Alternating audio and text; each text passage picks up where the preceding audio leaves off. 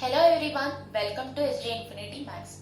Today we are going to discuss about application of matrices. The main application of matrices is to solve the system of linear equation. Let us see how it is applied over here.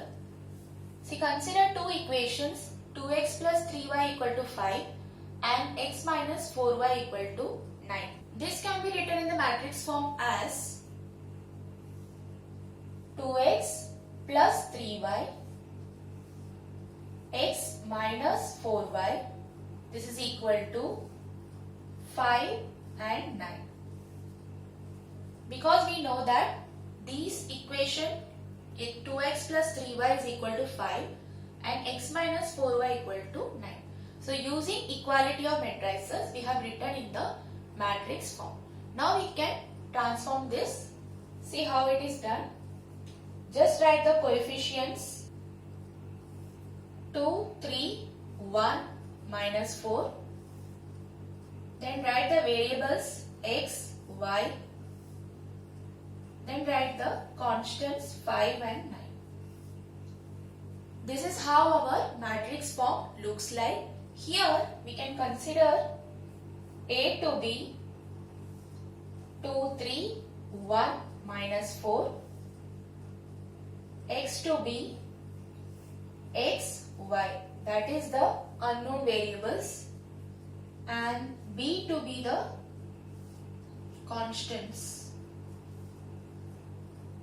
That is, A is your matrix of coefficients, X is your matrix of variables, B is your matrix of constants. Here X and B are column matrix, whereas A is your 2 by 2 matrix.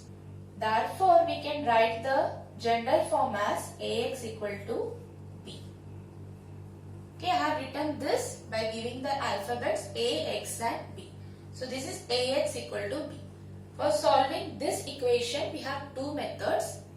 The first method is method of inversion.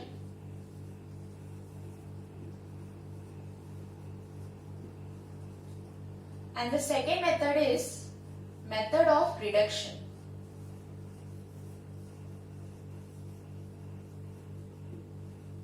Okay. To solve this equation, we have two methods. One is method of inversion, other one is method of reduction. Now I will explain you how this method of inversion and reduction works. Then we will solve examples in the next video. Now I will explain you about method of inversion.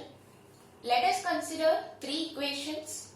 A1x plus B1y plus C1z equal to D1. A2x plus B2y plus C2z equal to D2. A3x plus B3y plus C3z equal to D3. We are going to write these equations in the form of matrix. See, first we have to write the coefficients of x, y and z. So this becomes A1, A2, A3, B1, B2, B3 and C1, C2, C3.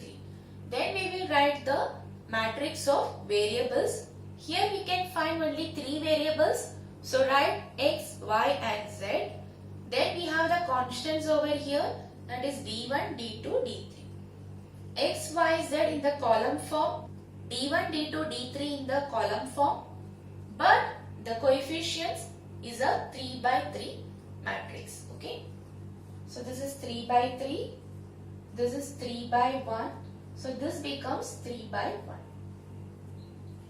So the general form is Ax equal to B.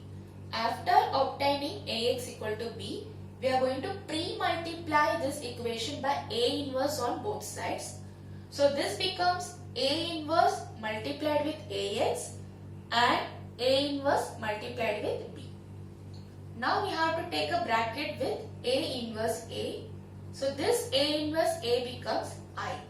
So I multiplied with any matrix will give you a same matrix, that is capital X. Therefore we get capital X equal to A inverse B.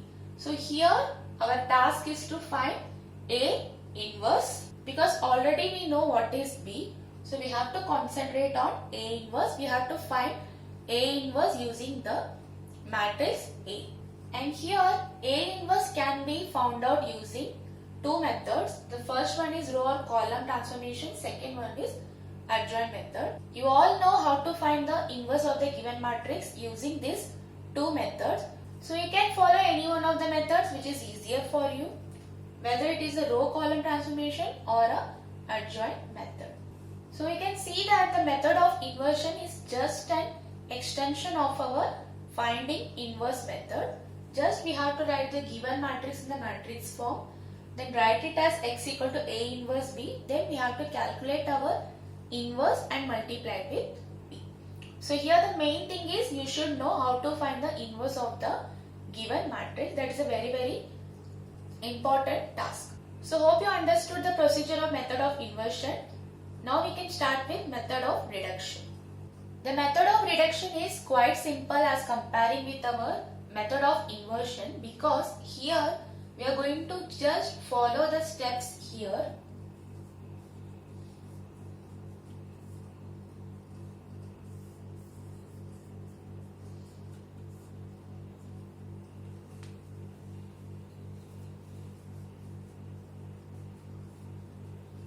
Okay, for your understanding, I have divided the method of inversion into 3 steps.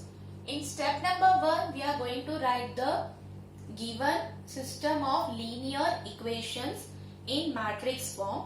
In step number 2, we are going to pre-multiply with A inverse, and in step number 3, we are going to find the A inverse using any of the node methods.